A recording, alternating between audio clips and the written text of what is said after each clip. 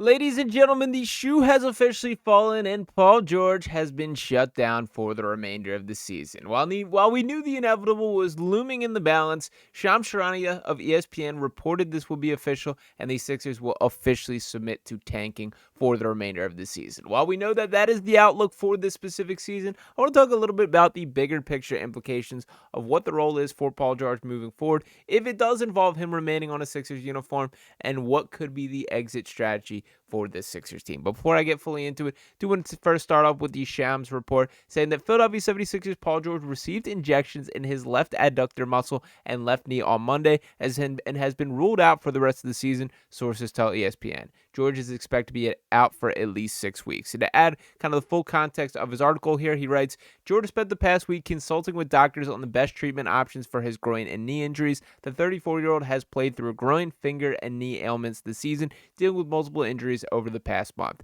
Sources said George took painkiller injections for 5 consecutive games before the NBA All-Star break in February. The 76ers said George will be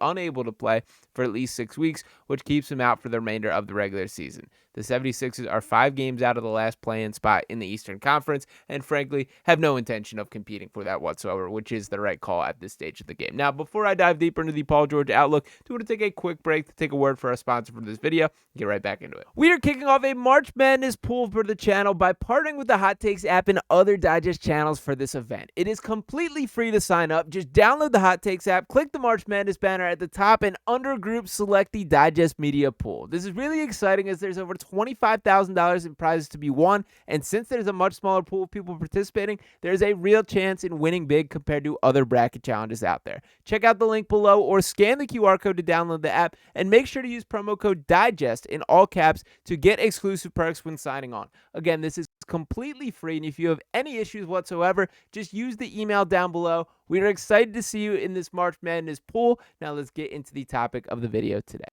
So to make sure you guys get involved in that opportunity as well, I will be participating right alongside and fired up for this March Madness tournament, the best sporting event of the year, especially since, we're not as all into the NBA season with the current state of the Sixers. But as we discuss this Sixers team, we got to stick with Paul George here. And to call it directly what it is, this season was a failure by the standard of Paul George. There is no way around that. To directly address what he brought to the table, 16.2 points per game, 5.3 rebounds, 4.3 assists there, shot 43% from the field, 35.8% from beyond the three-point arc overall, suited up for just 41 games this season, and has a max contract to his name. And that is where the conversation gets difficult here.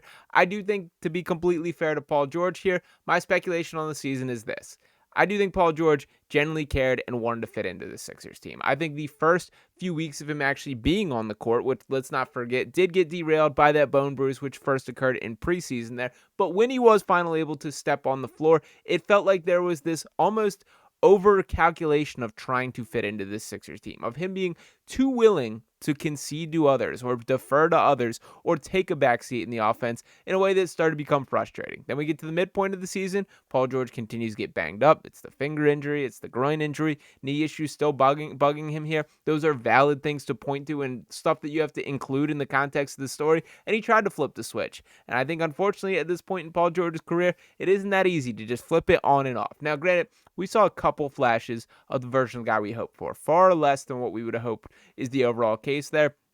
But I'm not willing to completely chalk this that this dude is just a sunk cost, that there is no world in which this dude can be a redeeming basketball player. And to be fair to Paul, once again, there were stretches where he was this season, that the reason that this year went off the rails was not Paul George's fault. It is a Joel Embiid thing if we are sorting up the biggest slice of the blame pie. Now, with that being said, Paul George certainly wasn't the solution either, and that was part of the purpose of bringing him in is so this Sixers team can stay afloat when Joel Embiid is not the guy leading the boat there. Now, to talk a little bit about the contract directly, I first want to start off with this tweet from Bobby Marks, which I think contextualizes things pretty interesting. He says, Paul George will finish this season playing the fewest games since 21-22. It is the 5th time in 6 years that he has played fewer than 60 games. He will turn 35 in May and is owed $162 million over the next 3 years. And to pull up that contract directly here, $51.6 million next year, $54.1 million the following year,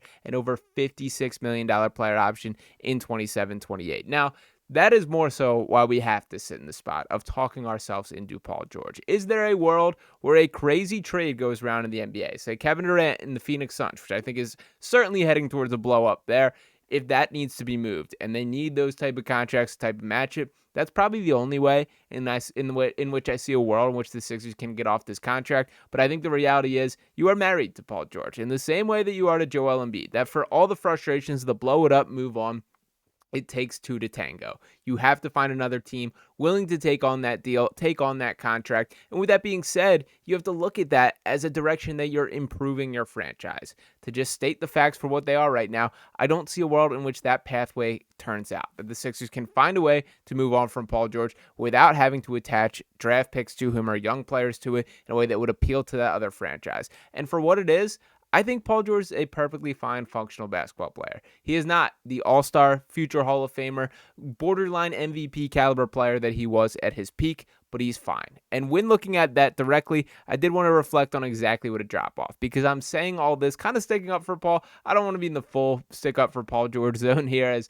again, it was a failure of a season. But when looking at these stats, this was an outlier for him, that he averaged 16.2 points per game. The last time over the course of the season, and we will exclude that little 6-game stretch back in 2014-15 there, over the course of a real sample size season, the last time he had averaged that few points, 2011-2012, that he had 17.4 in 2012-13, so even less than that. That is before he was even the fully formed version of Paul George. And a lot of the metrics sort of are similar here. I mean, the three-point percentage, a little more variable, that he obviously shot 41.3% last year, which I was incredibly optimistic about. Just dropped down to 35.8%. He's had his years over 40%. He's had his years sitting around 35 as well. For his career, 38.3% from beyond the arc, so I'm hopeful there's a little bit of a resurgence there.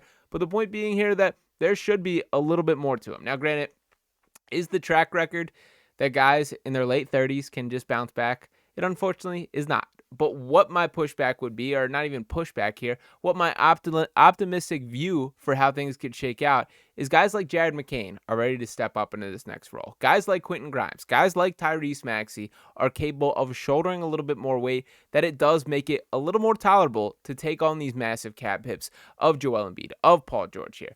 Is this a great way to build a franchise? No, but it's the state the Sixers are in, and unfortunately, they got to roll with the punches at this point. That I think we kind of got to all wrap our brains around the reality that as frustrating as this season has been, it's more or less going to be run it back next year is going to be the attitude from the Sixers team. And it's not something that I'm pushing with, that this is the right direction. They must do this. It's sort of the simple realization that they have to, that there is no other way out of this to move on from these guys and find a better direction to get to. You have to brush off this season, as everything that could go wrong did go wrong. And I mean that for Paul George and a lot of other members of this roster. We still don't really know if we can say if this big three of Tyrese Maxey, Paul George, and Joel Embiid can work, because we did not get remotely close to a good enough sample size to have any sort of opinion on this, that each of those guys dealt with their respective ailments, and ultimately it is going to be a what if. And I did just want to slide this conversation on before I signed off here.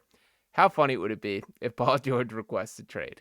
I don't think there's a 0% chance of that. Now, to that same point, that doesn't mean that he will be guaranteed that trade. That we've seen Daryl Morey stare down the barrel of refusing to trade Ben Simmons, refusing to trade James Harden. And when looking at both those guys and Paul George currently, I don't know what the difference in market is. That James Harden, I mean, still clearly doing his thing with the Clippers, definitely playing some FU Morey ball in the way that he is delivering from a production standpoint out there. And I give a lot of respect to James for that. The Clippers are keeping their head above water and will be, I wouldn't say a dangerous team come playoff time, but a team that's going to be a tough out, no doubt about it. And I do wonder how Paul George feels about that on the side. So I think if that was the situation, they probably would have the same exact conversation that I'm sort of having right now, that there's got to be a team that wants to take you, that wants to commit to spending this amount of money on you. And unfortunately, that isn't on the table right now, Paul. So we got to kind of clean this up, get on the same page, and hope for better results next year. We'll see what ultimately shakes out here. The fact that there's the question marks or the variables around both Paul George and Joel Embiid makes this incredibly nerve-wracking and a really tough spot for this Sixers organization, but I don't see a better pathway to them finding a better direction than just hoping it's better next year.